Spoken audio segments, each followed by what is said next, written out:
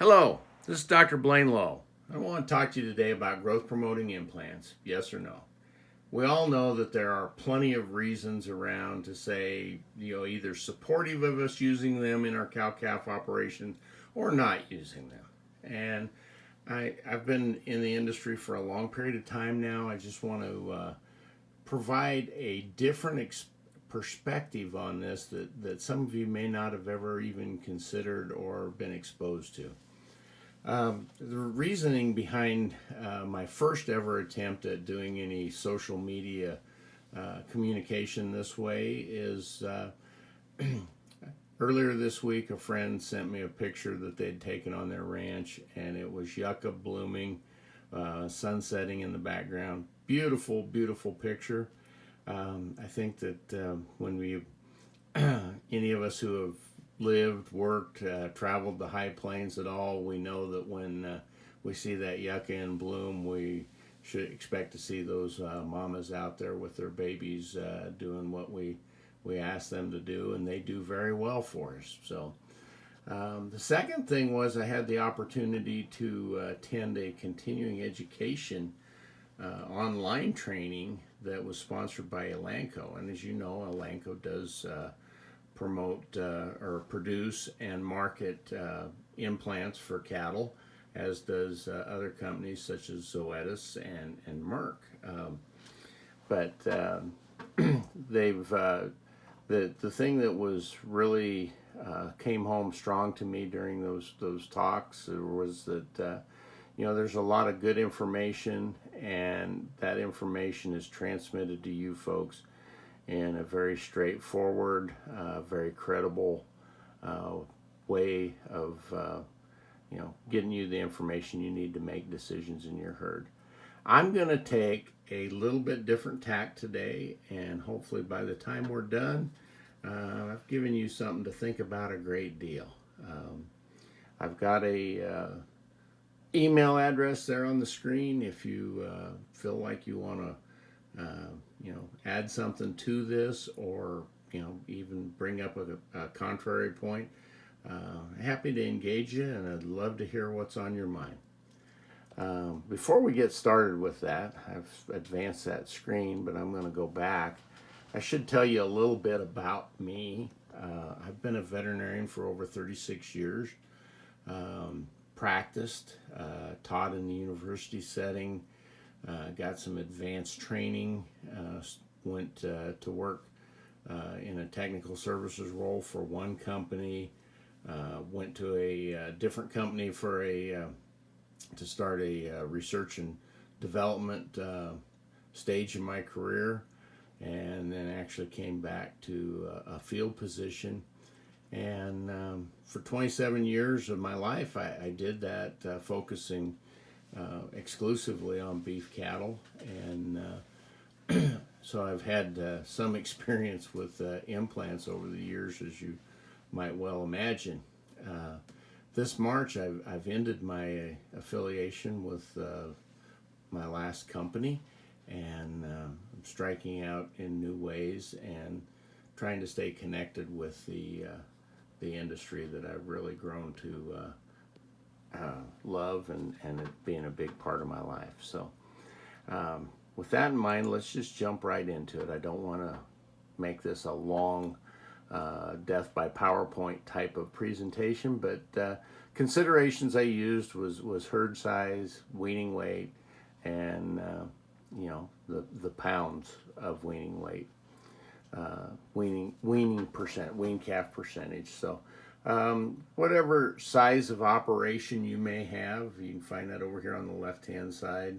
I put in 5 different ones from 50 up to 1,000 head. Used just a standard 85% weaned calf crop.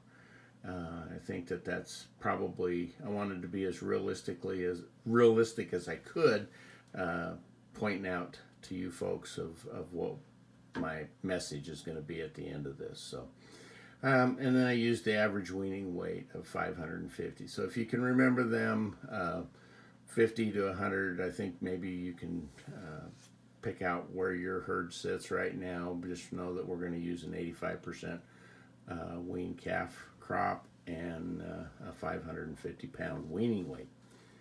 So what does it, most of the presentations, and I've given them and I've seen numerous other people give them, is what is the added performance? Most times you're going to see quotes of somewhere between 19 and 21 pounds to weaning weights of calves added if you're implanting them at branding or turnout time. So if we look at what that does, if they are not implanted on that 50 head cow herd with an 85% weaned calf percentage, there's going to be 23,375 pounds. If you go to put an implant, and let's just be conservative here and say we're going to add 15 pounds across the board to each calf. You know, it's not going to be that. I mean, it's you know, some cows are going to produce a heavier calf and get a greater response to the implant. Some are going to be much higher than that. So much higher or much lower. So, but that's the average. So 19 to 21 is probably a realistic average. I'm going to be conservative and say 15. So that's going to add 24,012 pounds, or a difference of 637 pounds. Okay? And you can see that as you get bigger cow numbers, that changes. So what does that mean then? I see some presentations will stop right there and let you decide on what those additional pounds mean to your operation. Others will take and say, used for this example, $1.50 a pound. We may hit that, or we may be short of that this fall. But that 637 pounds then at $1.50 a pound equates to another $956 in the pocket of the producer this year. Well then, in my past experience, I've always gotten the question, well, what does it cost?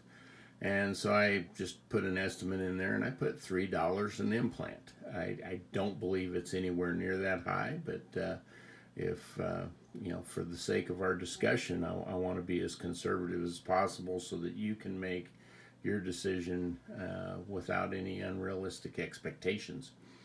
So the net would be $806 on your operation. So you spend $150, you get that $150 back, and put an additional $806 in your pocket. That's a pretty good deal. And most of the companies will tell you that your ROI on implanting is somewhere in the range of 20 to 25 to 1. And I think that's a very realistic number.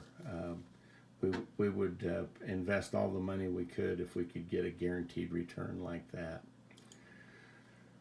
The next thing, I took that a little bit farther, and I said, okay, so if we decided not to implant, so let's stay with our 50 head herd, okay, an average weaning weight of 550, but we're going to put 637 pounds additionally across our operation.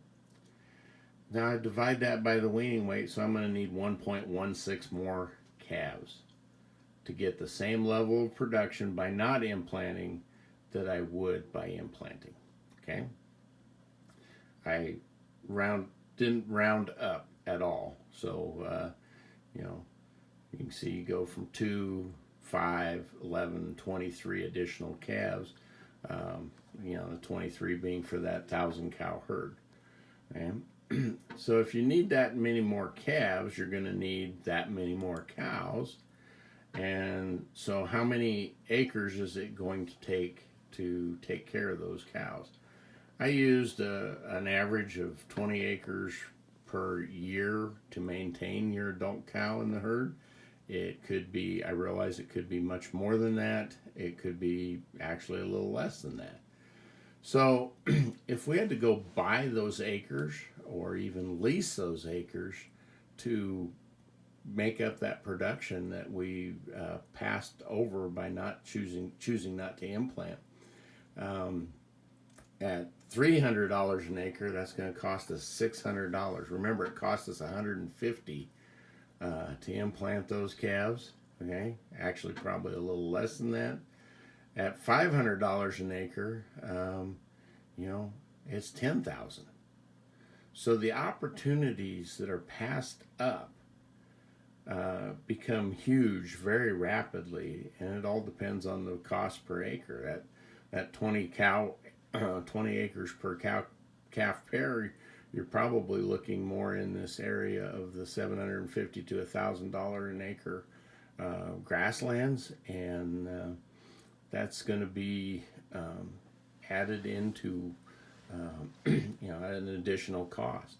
If I turn around and think about this from another way, so if implanting your calves for $150 is like adding 20 acres to your operation, in 5 years you will have added the equivalent of 100 acres. And at a 250 head herd, you're going to be adding 500 acres. If we think in terms of what that additional acreage would do for our operation and our profitability, I think that that gives us just one more thing to look at when we're considering whether to use or not use implants. So I'll wrap up here. I think that I've kept this plenty short, and hopefully I've given you a lot to think about. As I said, my email there, blainlow71@gmail.com. Please feel free to respond. I'd like to do some more of these, so if you have some issues you would like to have me talk about, don't be afraid to pass them along as well. I've enjoyed this. Stay healthy, and we'll see you down the road.